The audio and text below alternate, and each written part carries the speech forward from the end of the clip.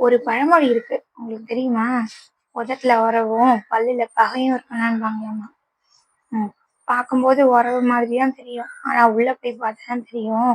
அது பகையா? இல்ல என்ன அப்படிங்கிறது. நாம நல்லா இருந்தாலும் சரி, நம்மள சுத்தி இருக்கவங்க இருக்காங்க பாருங்க, நம்மள கெடுக்கிறதுக்குன்னே திரிவாய்ங்க. இவங்க கிட்டலாம் இருந்து எப்படி நம்ம பொழப்ப தள்ளி, காலத்த தள்ளி ஓட்டுறதோ தெரியல. என்னமோ போங்க. "அகத்தின் அழகு முகத்தில் தெரியும்னு" ஒரு பழமொழி இருக்கு. இப்ப இதெல்லாம் எங்க தெரியுது? எல்லாம் சிரிச்சு சிரிச்சே உறவாடி கிடைக்கிறதுக்கு தெரிஞ்சுட்டு இருக்காங்க. நாம தான் பார்த்து கவனமா இருக்கணும். இவங்க மத்தியில வாழ்றதே ஒரு பெரிய போராட்டமா தான் இருக்கு. என்ன பண்றது? 2 மணி நேரம் பார்க்குற சினிமாலே 1008 எதிரி இருக்கணும்.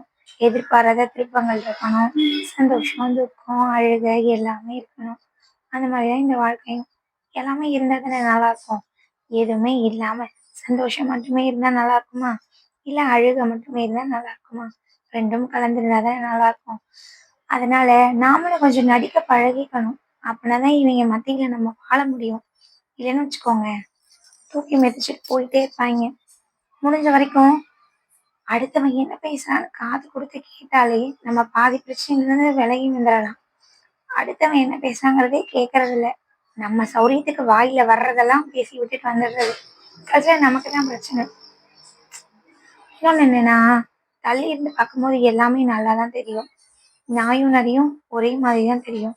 பக்கத்துல போனா தான் எது நன்றியுள்ளது, ஏது தந்திரமா நம்மள பழிவாங்க பார்க்குதுங்கிறது புரிஞ்சுக்க முடியும். ஆனா நமக்கு அந்த அறிவெல்லாம் சுட்டு போட்டா கூட வருமா வராதான்னு தெரியல. இவங்கிட்டலாம் பழகி தான் ஆகணும். வேற வழியே கிடையாது. வேண்டான்னு ஏதாவது ஒரு சொல்லுவாங்களே, இனிக்குதேன்னு முழுங்கவும் முடியல, கசக்குதேன்னு துப்பவும் முடியல. அப்படிங்கிற ஒரு சூழ்நிலையில தான் நம்ம மாட்டிட்டு திரியிறோம்.